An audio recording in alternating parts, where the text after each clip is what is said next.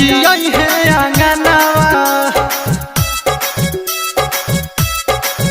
सुनी सुनी ना ये हो सजनवा, देवी मैया जी आई है आंगनवा। गोया गोबरा से अंगना लिपाइब, धूमधाम से करब पूजनवा।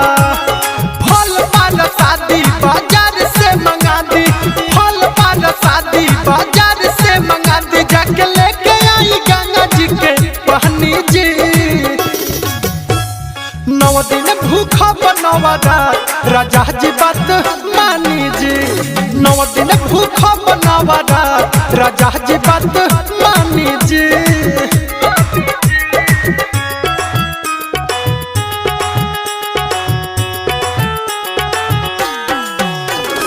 Mixed by Aditya Recording Studio, Gopalganj।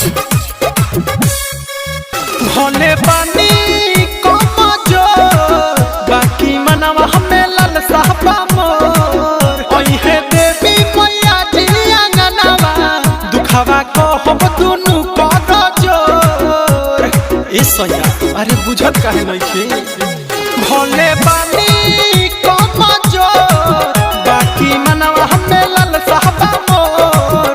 ओहे देवी मैया जी आंगनवा, दुखवा को हम दुनु कर जोर। गोलवा लग जाई दुनु पा रहनी जी।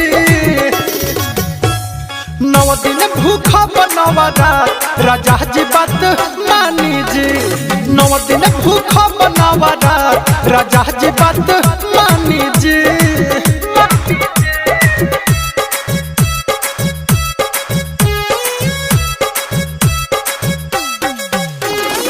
अमन अमन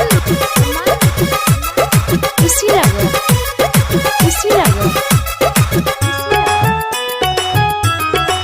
चाही चुनरी चाटका, देवी मैया हला सब हो सिंगार। सुनी सैया मनोज माता वाला, देवरू दीपक के भेजी बाजार। चाही चुनरी चाटका, देवी मैया हला सब हो सिंगार। सुनी सैया मनोज माता वाला, देवरू दीपक के भेजी बाजार। अब गिलेल बानी मनवा में ठानी जी। 9 दिन भूखा बनवा रात, राजा जी बात मानी जी। 9 दिन भूखा बनवा रात, राजा जी बात